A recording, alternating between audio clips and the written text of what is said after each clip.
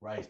Welcome to the podcast. Welcome to the Lift, Laugh and Life podcast. Now, I'm joined by my guest today, Ciara London. Now, I've got a little confession. Did I get that right, first of all, Ciara? You did? I was just about to say, well done. Very good. Because there has been a little argument that I didn't tell you. We've chatted for a couple of minutes first, but there's been a little argument in the gym because we have three Irish girls. No, we have two Irish girls. One is called Ciara and one is called Kiva. And you are called Ciara. And I was so stressed about coming on today because I've already messed up with the kid. Yeah. So do you want to tell the listeners about this? So, I mean, I pretty much said, oh, I've done loads of research. I've seen you've got like a little boy. And you were like, no, that's not right. Oh, my nephew. Yeah. So I went so proud of his research. You know, I really looked into you. I know you're a mum. I was like, I have no children. So that was my bad. Great research. Let's go again. That is exactly why I'm finding my feet and doing my research with everyone. So yeah, so made sure I got that out. You did a good job. But are you Irish as well? I am. Yeah. So I'm. All of my family is Irish, so like all my nans and granddads are from like Galway, Roscommon, all over the place basically. But my mum and dad were born in London, so I guess I've always said I'm like an Irish Londoner rather than. I don't feel like I'm English, apart from the fact that I am, but my blood isn't. You know, are you Irish? No, I'm from Newcastle, Geordie, but we get on. Yeah, we get on really well. I mean. It's actually so funny. We'll be against each other on Saturday because the England-Ireland rugby match is on. But I find that there's so many Irish people up here and we get on so well because it has the same sort of, I don't know, like people are a lot more chilled. It's not like a rat race like in London and stuff like that. You know, 100%. Up here, and I found, because I've done a lot of work in Ireland as well, like everyone's opening the door for you. Everyone's acknowledging you. It's so much nicer. And I'm not digging out London at all, but it's a lot more fast-paced there. London is very fast-paced. I think, to be honest, like I'm used to it because obviously I grew up here. But and actually, in fairness, when I go to Ireland after like a few days, I'm like, okay, all right, back to the city. Like I'm used to city life, but I do think that it London creates this dog eat dog, like, you know, just like stepping over somebody mentality. And I do think that that's where, like you said, you know, being in Newcastle or even being able to go to Ireland and have that, like, I don't know, it's almost like grounding kind of country feel. I think it's really good to keep that balance. Yeah, I still enjoy it if I do that. But anyway, I first noticed you when you were in lockdown, or well, everyone was in lockdown, which was obviously a terrible time for quite a lot of us. But I definitely think, and I heard this because I've actually had girls in the gym that did your workouts during lockdown, which is amazing. No way! Yay! Or at least they were showing me you on Instagram. Now you kept a hell of a lot of people saying with them workouts, and I thought it was absolutely amazing. But I want you to tell the listeners a little bit about like what you sort of do in everyday life. Give us a little day in the life of Ciara and what the Body Squad is all about. Yeah, so as Adam said there, I wouldn't say like I launched during lockdown, but you know, I previously to lockdown, it's funny because I remember when you went on Love Island, and I remember finding out, because you already had your gym then, no? Yeah, so I had it for a year, and then I went on after. Right, because I was doing these classes in London and they were called Sculpt. And I was like, oh, when you went on Love Island, I was like, oh my God, he's got a gym called Sculpt. So I've always been in the fitness industry, well, for at least the last 7 or so years. But when lockdown happened, I went online. I'd never done online. I'd never done Instagram. Like, it was my biggest fear because, you know, just being online is a scary place. It's full of scary people who say scary things, and I was just like, oh, I was just really worried about how people would react to it. But it was almost a case of what am I going to do? I can see that like France, Spain, everyone around us, they're going into lockdowns and they're not allowed out their house. So if that's the case, what do I do? So I went straight to Argos and literally set up a squat rack in my front room. I got all my weights, I got my bands, and I was like, right, I've got my home gym. So if we go into lockdown, I can do my workouts and I will stay sane at least. And so I said to people on Instagram, would you be interested in live workouts? And they were all like, yeah. So I pretty much, before we actually went into lockdown, I started the live workouts because nice. and that I think was like my saving grace, I would say, because after that it became quite not saturated, but you know, everyone was doing a live, so it was hard to kind of gain an audience. But because I started a little bit earlier, I think instantly, like I did a live workout at 12 and we had like 500 people, then it was like 600, 700, 800, 2000, and then it got to the point where I was like, okay, this is great, but how do I actually earn out of this, because I need to pay my bills. And so then I made it into like a private, you know, Instagram page, then that turned into an app, then I, you know, worked on my gym, and it's just all gone crazy in the last couple of years, basically. Yeah, I was super impressed by that. I think you were definitely one of the pioneers in lockdown of like getting that started. There was a couple of girls that stood out, but it was amazing to see. And I obviously, especially with the you know what it was? It was the sculpt. That's why someone showed me originally as well. They were like, look at this girl, like she does sculpt classes too. We're technically in competition, Adam. Well, technically, but I mean, yeah.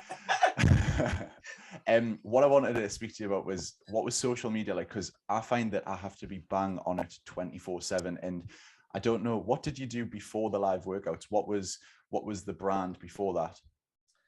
So before that, it was Body by Ciara did exist. I'd already done like training plans, and like as I said, I was teaching classes in London, which were like very popular at the time. So I already had like a base in London. I'd done a lot of like, you know, little like PRE stuff, and so I already, you know, had worked with a few brands and done stuff, but it was all very real life. It was just literally in a gym, personal training, in person, personal training.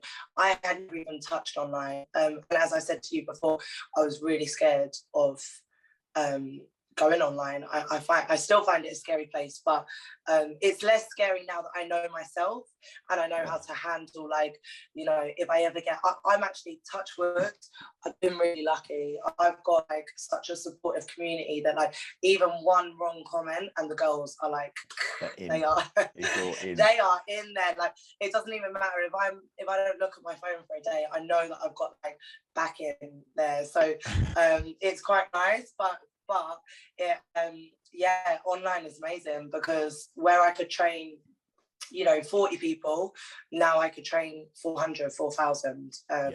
So yeah, it's been crazy. No, that's good. One of the things that I was going to say, obviously you've been a personal trainer for sort of 5 years. What was your following like before? Did you find it hard to sort of grow that following, or was it just an explosion overnight in sort of lockdown? I think like my following probably, I'd say doubled or something. But I did have a following before, but it was a slow burner. And I do think that it's really hard. I wouldn't be able to tell someone how to get a following, because Instagram is just a really it's an unusual place. They changed their algorithm on you left, right and center. So definitely my following went crazy, my engagement went crazy, but I had slowly been building up followers across the last like 5 years or so.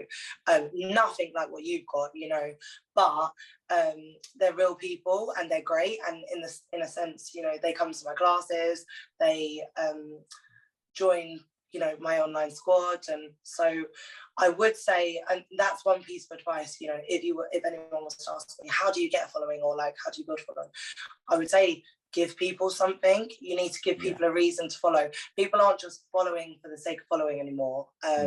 So it's like, it's all nice being a hot girl or, you know, being like a hot guy in the gym, but are you actually giving tips or workouts, or do you make people feel good? Do you make them feel motivated? Do you make them feel uplifted? So I think because I was offering something instantly, like it all, you know, blew up. But I do think that it's not, I don't think Instagram or anything like that is down to like the number of followers anymore. I think that, you know, as time has gone on, it's about quality, and it's about like offering something to people. I totally agree. I will hold my hands up and say right now that, I mean, I'm not sure on the exact number of followers that you've got, but the engagement side, and I've seen some people with even like as little as, and I'm saying as little in comparison to me, 20, 30,000 followers, but those followers are die-hard followers. They absolutely invest themselves into sort of everything. I mean, one of the problems that, it's a bit of a problem, it's not a major problem, but one of the things that we're looking at right now is my following from sort of coming off Love Island was so female heavy that we had to transition it a little bit, that it was almost like, right, how do we sort of bridge the gap between like trying to get it a little bit more male orientated, just a little bit, because obviously I'm advertising boohoo man clothes. I'm not wearing boohoo clothes, but at the same time, sort of like I do have a lot of female clients online, so it was trying to sort of transition that a little bit. But your following is amazing. You can see straight away from the girl gang, the body squad, a lot. They jump on, they support you more than anything.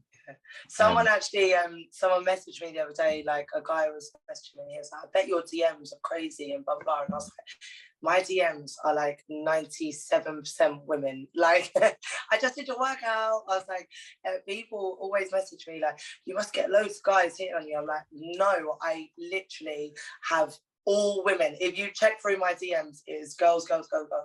And actually, that's the way I like it, because they are my audience. They're the people that I engage with. And so I can also understand from you, you know, like it's connecting from a brand point of view to your audience. And it's like, I've got friends like that who are really sexy girls. Like they have, again, 1 million followers, blah, blah, blah. But majority of those followers are men. So the problem is they're getting paid by female brands, and it's, you know, so I know exactly what you're talking about. It's not always about how, you know, how many. Yeah, I mean, I put a photo on the other day and all my comments were males DMing me and stuff like that. So everyone thinks it's the same thing. We both have the same problems. So we're not getting anywhere with that. Right, so you've been a personal trainer for the last 4 or 5 years, I think I saw on your website. It might not have been updated, so it was 5 or 6. Not been updated, like 7 years now. See, see, I'm on the ball. I've done my research. You are.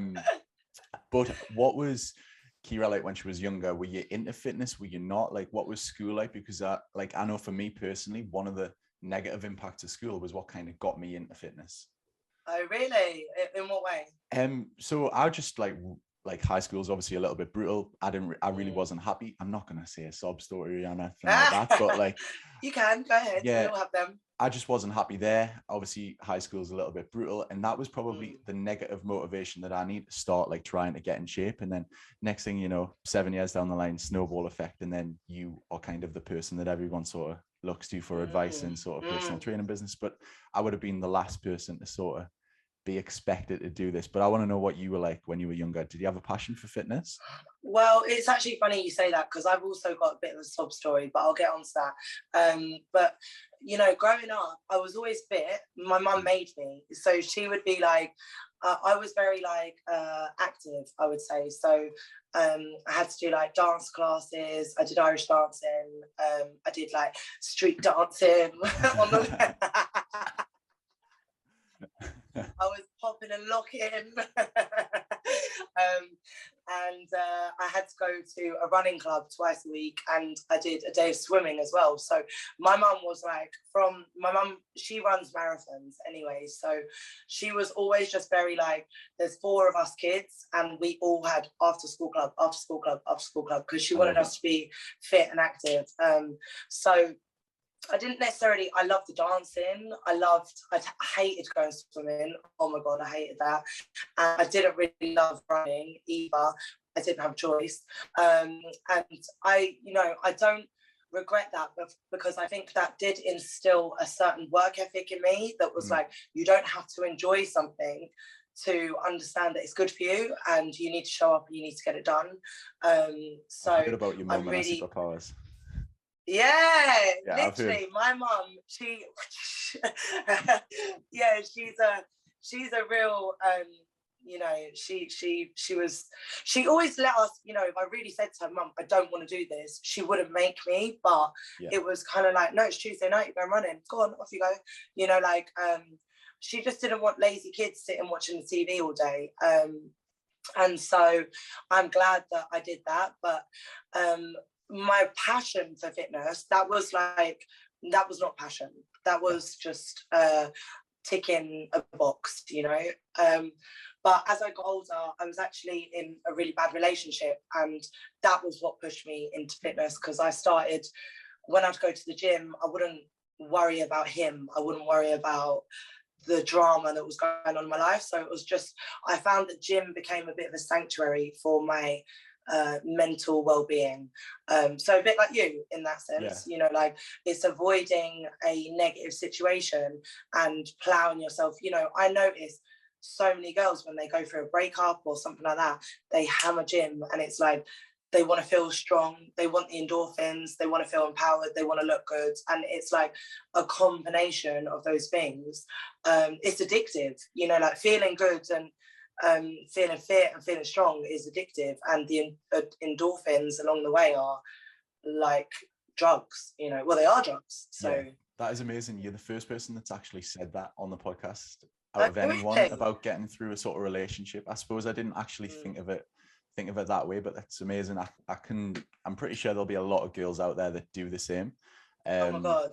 Yeah. It will heal you. Like, if you feel bad, just go to the gym for a bit, put on a great playlist, and you just feel so much better about yourself. And even if it's just distraction for a little bit, over time, it gets easier, and then it becomes habit. And then, why not use that negative energy and plow it into something that's going to be good for you?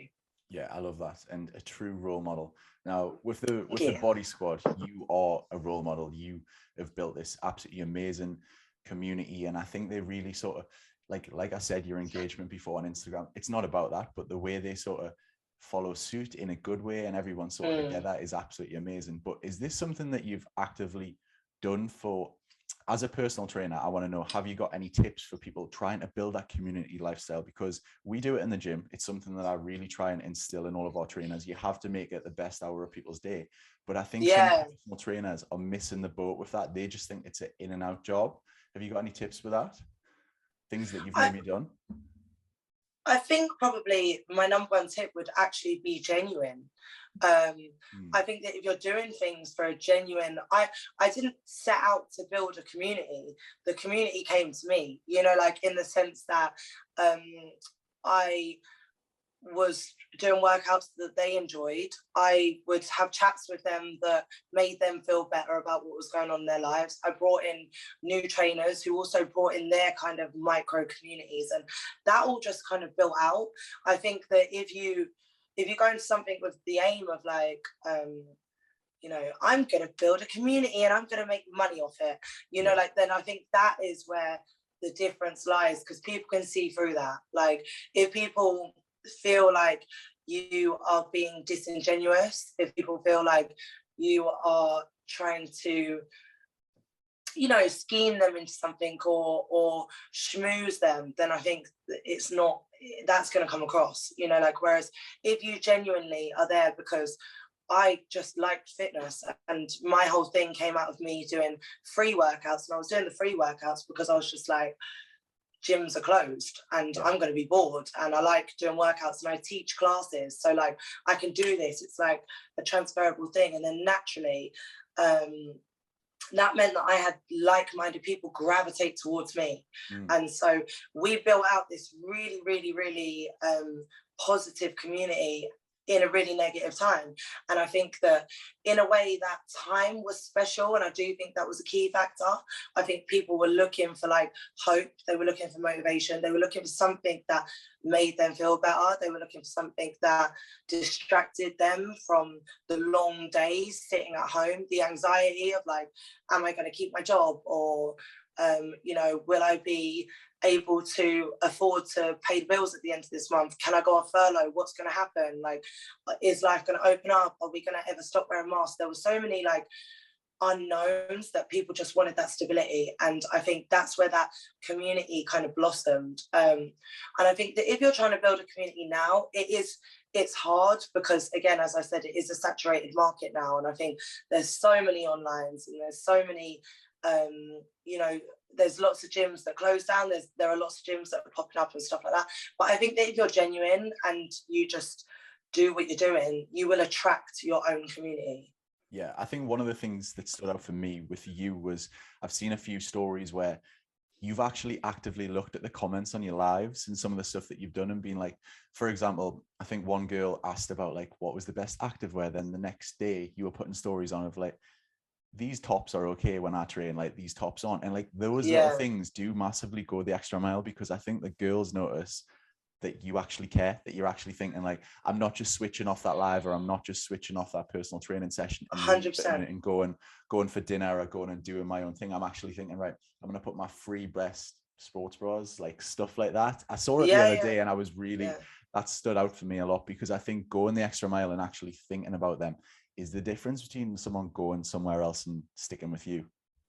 Yeah, I think that also in a world full of like influencers, there is a lot of crap out there where really it's like, you know, what are you influencing, and do you actually care?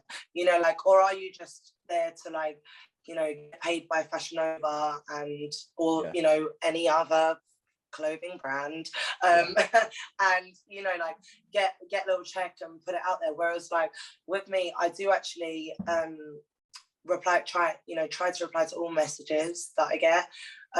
Sometimes it can be overwhelming, but I do always try and engage with people. And actually now that I've got my gym, I meet the same girls in real life, and I've actually told off like members of staff in my gym before, just saying like, do not ever make anyone feel rushed out the door. Like this should be 100%. Like, this is their home, and I don't like, you know, even at the end of my workouts we do a little stretch, I have a little chat, and then we close it off. And it's like, rather than feeling like ha ha ha, tick, job done, because it's not that, it's actually checking in with people who now many of them have become friends, you know, like many of them I've met in real life, and like that, as I said, they've been to the gym or they've been to support me at other events, or I've seen them out at parties. And every time I go out in London now, there's girls like, I'm in the squads, like blah, blah. And I'll always chat to everyone, because it's like, you guys, you know, they always say, a lot of girls will say like, oh, you know, you couldn't have got me through lockdown, and, you know, you got me through the hardest time in my life, and, or I've had this breakup, and exactly, like so many different things. And I say, well, it's vice versa. Like, without you guys, I would be talking to nobody. I'd be exercising to no one. And like, I'd just be another loon on Instagram, you know, like, so it's actually nice to, you know, it's nice to understand that, like, as much as the girls have been like, thank you, you've done this for me, it's like, well, you've done the same for me. You gave me a purpose as well. So I think that it's about human connection. Everything is about human connection. And again, it brings it back to your last question about communities. If it's not genuine, then people will feel that. They see through it. So you're obviously a very successful businesswoman, and I'm sure you're extremely busy. So thank you again for coming on the podcast. But my pleasure. What is your like daily routine? And I think this is, you're obviously very productive, because you've got shit on lockdown. You've got it. You're nailing it all fronts: the gym, the bands, the workouts, all of that. But is there anything you sort of implement in your daily routine that helps you be more successful, or like helps you like manage it a little bit more? Because there's a lot going on. Yeah, I'm trying. I'm sort of getting there now, I would say. But honestly, Adam, I am scatty. I am like all over the place. I'm not the sort of person who should run a business, but somehow here I am.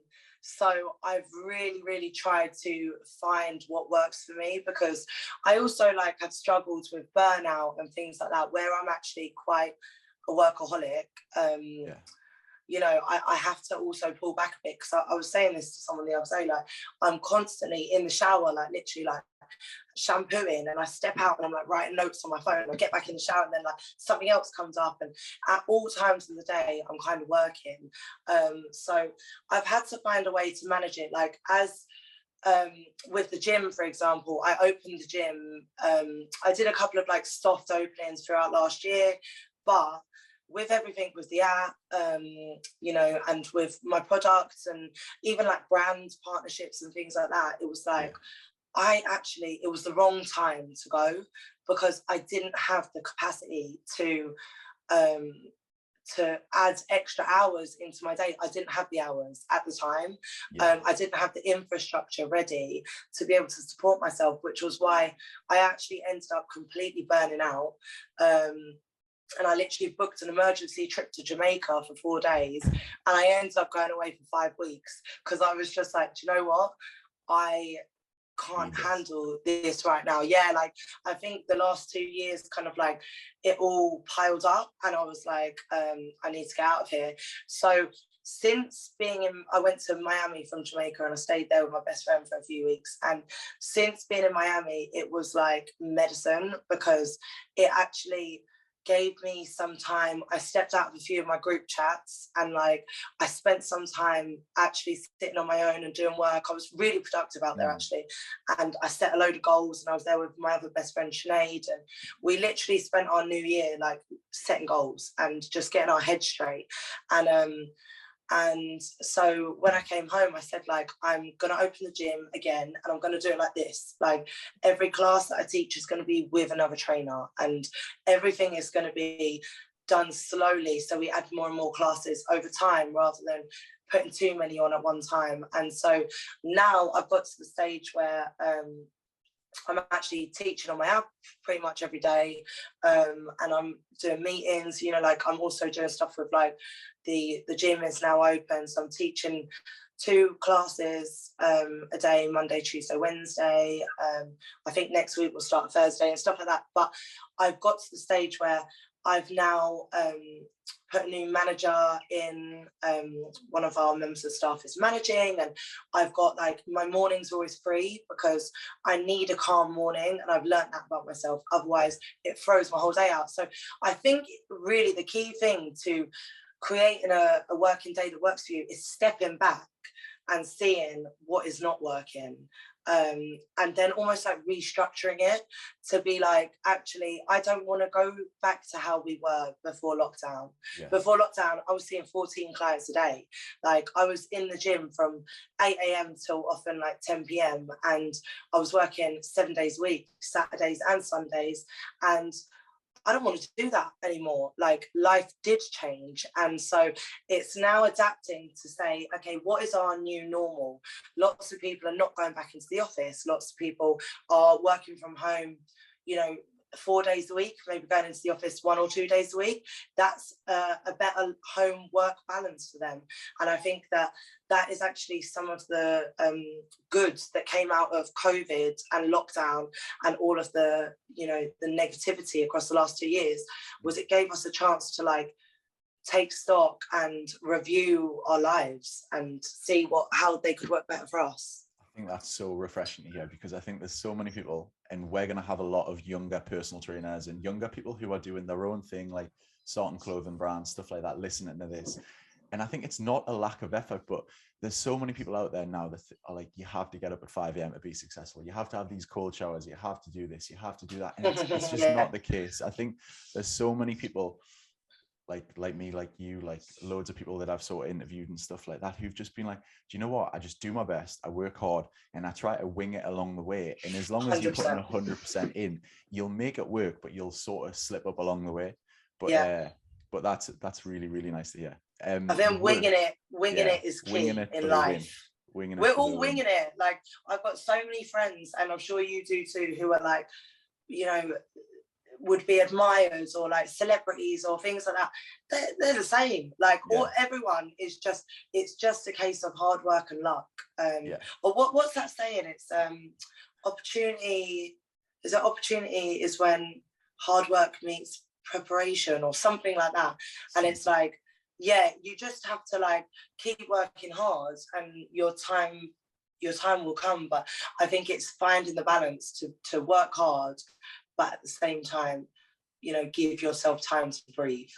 So you're still teaching classes as well in the gym? Yeah.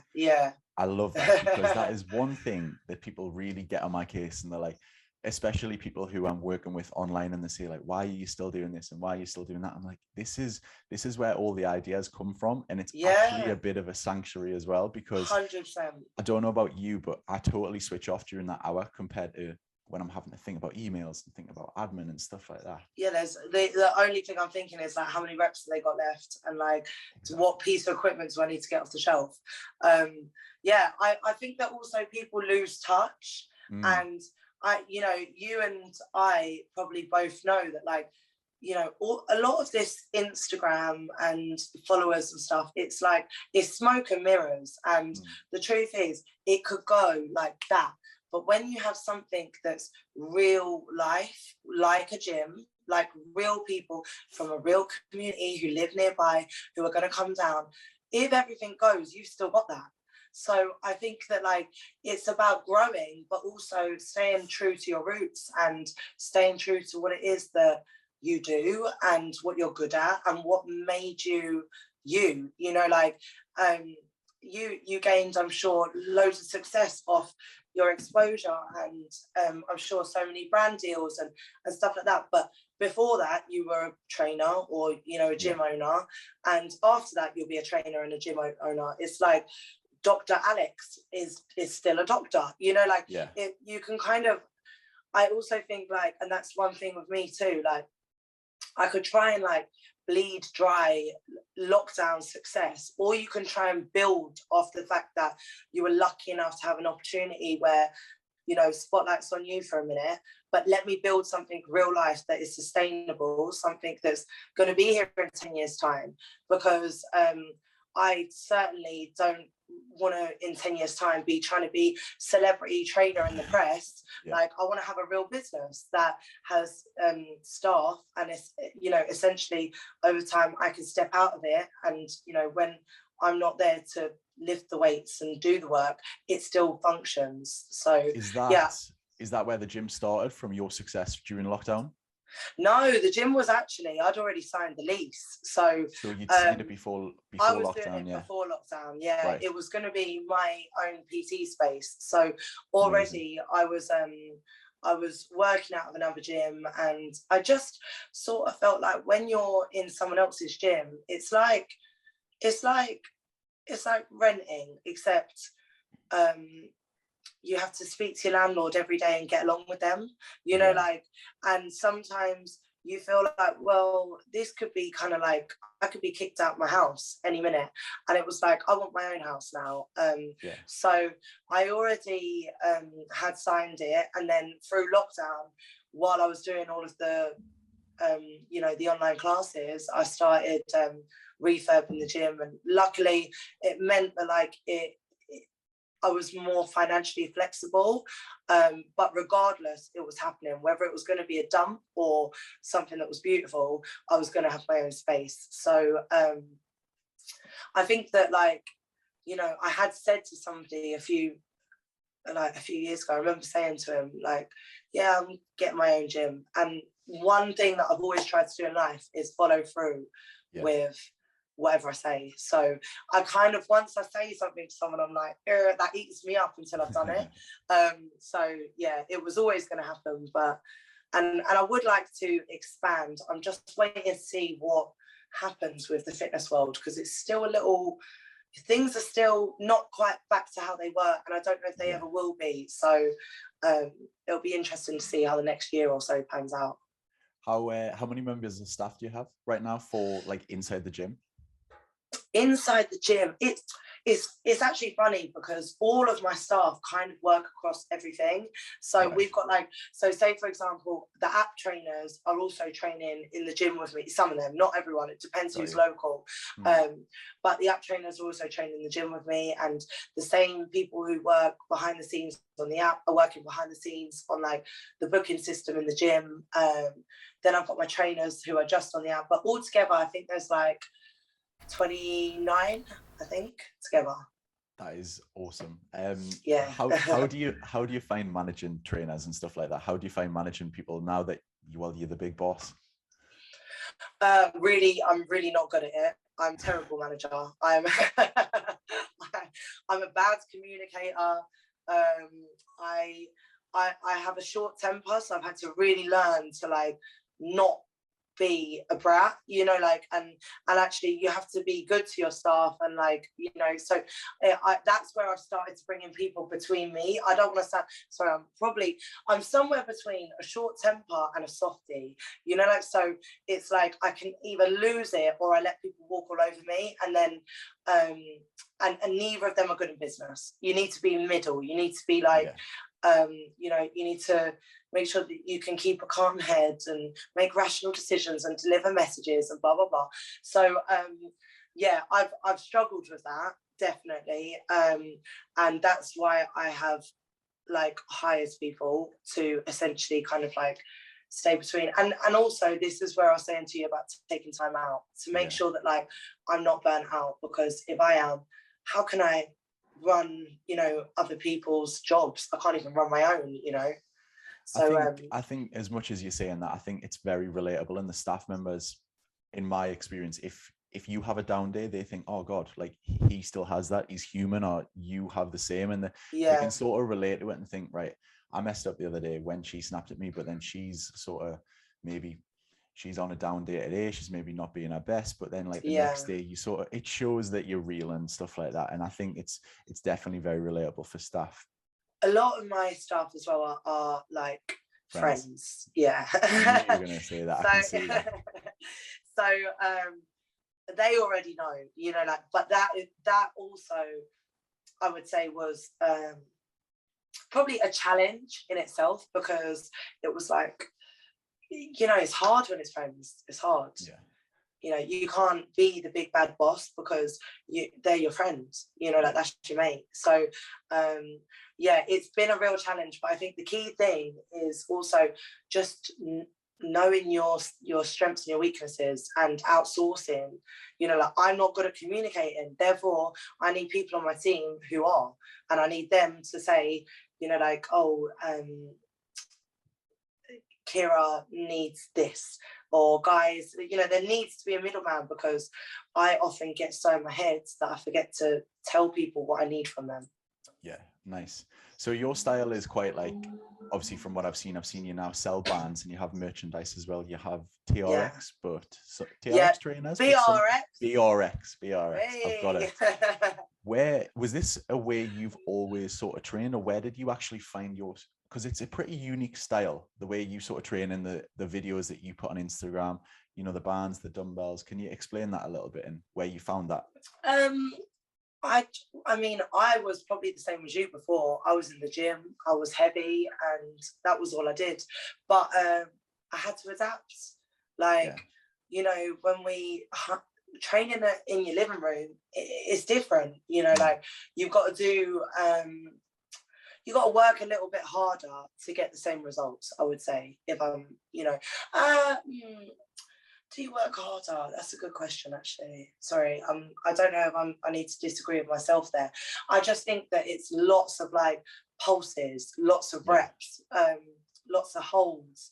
So it's using, I don't know, 6 kg dumbbells and trying to get the effect that you would get with a barbell, you know, or 40 kg or 50 kg. Yeah, but the thing I picked up on was once lockdown finished and you transferred back to your gym, you've like actually managed to turn this into almost an ethos and a way of like doing your classes. Like the classes are pretty similar to your live workouts, like the bands, the lighter dumbbells. 100%. It's a specific style, isn't it? Yeah. So what we did was, in the gym, we've got sculpt, sweat, and strength. And then so what we kind of mirrored that on the app. So the app became Sculpt, Sweat and Strength programs. So it was like, nice. Okay, you can come to the gym, do a sculpt class, but on the apps. So basically sculpt is like kind of like a combination of strength and sweat. So it's like using the heavy weights, but also using resistance, using the bands, using a little bit of HIIT. Strength is just heavy. And then sweat is just like loads of HIIT and sweat out. So it's kind of a case of I wanted the two to align. So it was like the app is like the gym and the gym is like the app. But one, you know, when people, no matter how hard they train on the app, every time they come to the gym, they're like, whoa, it's a different level because you've got us sitting there and you've got heavier weights and it, you know, I'm watching you. You don't, every single workout is the minute. And, you know, at home, they might slyly stop at like 45, 50 seconds, you know, like, or if I say 20 reps, they might do 18. Whereas like in the gym, 20 reps is 20 reps, like finish a rep. So yeah, I've tried to make it like, you know, I think one thing I would say is I worked in PR when I was younger. So that was what I did before I was in PT. So I was always in like I studied PR and marketing. And so I think that I've always understood the importance of a brand and really getting your branding right. And that's where like what I've tried to do across even like the products, it's like so many times the products came and I was like, no, like that's not right. And we need to do it again because they needed to look right. They needed to be a good quality. The packaging needed to be right. The gym needed to be beautiful and the classes need to be hard, but they also need to align with the app. And the same with the app, you know, the classes on the app and the training plans, they need to, I wanted it to be like everything feels like it's under one roof. And so, yeah, I think that's really important. And that's one thing I'd say to anybody, like get your branding in everything. Branding is everything. Yeah. How does your own training compare these days to like the classes and the lives and stuff like that? Are you still just hustling, doing the same classes? I do what I do on my app is what I do. So I don't do anything. I do not do a workout if it's not filmed now. Yeah. So because honestly, I just don't have the time. I don't, if I'm honest. Like, it would be nice to go to the gym one day, but I haven't got a spare day to go to the gym now. I go to my gym, and so if I'm in my gym, I'll be like filming a workout, and you know, so what we do is we do on our app like on-demand workouts too. So if I feel like I need a heavy day, I'll film an on-demand workout, I'll write it up, then I'll share it with the girls. So the reason for that is I wanted to be like, I didn't want to be like, I'm going to sell you a product, but I'm not going to use that product. Like, it's like, well, actually, every single trainer who's on that app is pretty much, if they're doing those workouts, the majority of the workouts that they're doing, I was working out 13 times a week for the last 2 years. Like, I cut that down now because I wanted to bulk a bit. And I'm now down to 6 times a week. But a lot of girls have followed me because they want to bulk too. So it's like, we're on this journey together. And again, that brings me back to what I was saying earlier about being genuine. You know, like, I'm not sneaking off to do a sneaky like heavyweight workout so that like I can build my bum, but you have 6 kg at home. It's like, no, I'm really doing this with like 7.5 kg dumbbells and it's working. Yeah, that's awesome. I've met a lot of people who in person have preached they do this and they do that, and then when I've seen them in gyms, and even to the point of actually having personal training sessions that are separate to the products that they sell, which is crazy. But just going back to what you said there about the body squad obviously following what you want to do if they want to bulk, how important is goal setting and when someone wants to get in shape, and do you do that actively with the body squad? Constantly. Like, I always have even sometimes like in the middle of leg day, like I said this last week, we were doing like a burpee challenge.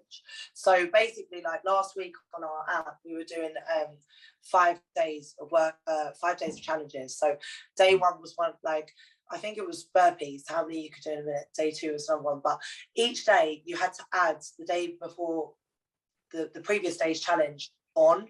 So by the time we got to Saturday, you had 6 challenges to do, you know, like, so anyways, day 1 I did 17, I think, burpees. Day 2 I did 18. Then it was like 20, 22, and then 23 was the most I could do in a minute. Yeah. But I was saying to the girls, like in the middle of the session, like, I'm about to do 18 and I'm going to do 18. So I was like, set your goal now and do it. And every single goal that I set, I did. And I was like, it's only burpees. It's irrelevant in the grand scheme of life, and, you know, but it's a really good example of setting a goal and seeing it through to the end. So it was like, I said 18, so I did 18. I said tomorrow I'm doing 20, I did 20. I said the day after I'm doing 22. And trust me, 23 burpees, I nearly collapsed. Like, I'm not joking, it's horrible, but you have to go so fast. And by the time you get to the last 15 seconds, you feel like, you know, you just like, got nothing left in you, but you have to power through. And so I've always said this to the girls, like, I jump in sometimes in the middle of a workout and I just take 2 minutes to have a word with them, and I'm like, pull yourselves together, like, understand that we've got 45 minutes left, because sometimes I'll see people moaning in the comments or be like, I'm so tired today, and I'm like, not only have you just said that you're tired to yourself, you're telling all of us you're tired, so now we feel tired. It's like passing on a yawn, like. And I was just like, don't come into the session and tell me you're tired. I'm stealing that. It's like passing on a yawn. It is. I was like, do you know when you're just like, I don't like this negative energy. But I was like, don't tell me you're tired, because now you're going to feel tired, and instantly it makes you feel tired. So I was like, come in and tell me I am ready to work. Like, leave the tired at 10 minutes ago in whatever you were doing then, because you're here now. And I just don't want to hear it. And I just think manifestation is so important. Like I said before, even when I was in Miami, me, Suki and Sinead, we wrote down our goals, and like my first goal was go home and buy a house. So within 2 weeks of coming home, the first day I came home, I set up appointments with estate agents. I started viewing houses within 2 days. I got my mortgage agreed within a week, and I had an offer accepted on a house which is going through now within 3 weeks. I'm not saying, don't get me wrong, I'm not saying like you can just buy a house. And so I understand that. I'd been waiting actually for my accounts to be right and blah, blah, blah. But it was a point of my accounts now are right, and I've done everything that I needed to have done across the last year. And it was just like, it's time to buy a house. And I'd just been so distracted. I hadn't thought about it. But then I set that goal, and within 3 weeks, that was going on, and it is going on now. It's with the lawyers. But you know, then another goal was like get the gym back open, get the classes functioning. Boom, done. Like I set the logistics in place. So everything now, what I'm doing is like working through that list to make sure that I tick off everything that I said I was going to do. And I think manifestation, you can call it like airy fairy or whatever. The truth is, it is just saying you're going to do something and doing it. That's it. Like, I'm going to train to be a lawyer. Okay, cool. How do you do that? Like, where do you need to go to UCL? Can you go to any other universities? How do you do that? Who do you need to inquire with? Okay, cool. How many years do you need to set aside for this? Do you have the funds? Do you need to get a loan? What, you know what I mean? So it's just a case of like, you can do anything that you want to do. It's whether you're the sort of person who follows through with your actions, or if you're the sort of person who just talks, because there's talkers and there's doers, and I want to be a doer. Absolutely. I'm a big person on visualization, and I think it's amazing what you've done. So we've got the bands, we've got the BXRs, we've got the gym, everything's rocking. But what is next for, I know it's a bit of a cliche question, but what do you see next for yourself? Is there any projects on the horizon? Yeah, I'm actually going to start a mentorship project at the moment, again, which I was saying earlier about, you know, building brands and stuff like that. I have so many girls message me, and they're just like, I just don't know where to start. And I just feel like, especially at the moment, like there's a real period of change across, like, you know, the pandemic and just everything that's going on in the world. I think that a lot of people are slightly, how would I describe it, reassessing their lives, or maybe their career, their goals. And so that's something that I want to get into. I also want to, I've been contemplating spending some time in the States. I don't know if I'm going to Miami again next week, sorry. And I'm Ticking looking off at things on the bucket list. Yeah. Just like I want to, like, I don't know, I would be interested in opening a space in the US, in Miami, actually. Yeah, it would be. It's because I wanted to divide my time. I basically realized that I don't want to live in London full time. I just can't with the weather. Like, it's just I can't. So it's more like wherever I go, it would have to, there'd have to be some sort of business there. So it's just, can I create business somewhere else? And also just like, growing my app, growing the gym, we want to expand. I'd like to maybe have a spot in South London. We've got so many girls in South. So yeah, just like getting my direction very clear, getting that house sorted, and just, again, as you said, ticking things off lists. And once the list is ticked off, writing a new list. Just staying busy, staying active, and ensuring that, hopefully I can provide a nice life for myself, my family, my friends. A lot of us, we all work together now. So it's just securing longevity. No, that's great. Absolutely. I think this has been a really, truly inspiring conversation for a lot of people. You. I think it's going to be a lot of girls and boys out there, like, who are aspiring to do sort of things that you've done, build a brand and stuff like that. So it's been really, really good. So thank you for coming on again. My pleasure. The listeners, where can they find you? You want to plug where your merch is, where you are? I'm sure they follow you already, but go on, let's go for it. It's everything really is from bodybyciara.com. So Ciara is like Ciara, just so you know, like CIA, the Irish way, as exactly. I said earlier. And then my name's Ciara London. So say hi. Amazing. Well, thank you for coming on. And my pleasure. Listeners, I hope you've liked the podcast. It helps us massively, and it helps me get amazing people on like this if you leave a review. And apart from that, I will see you in the next episode. Thank you again, Ciara. My pleasure. Thank you.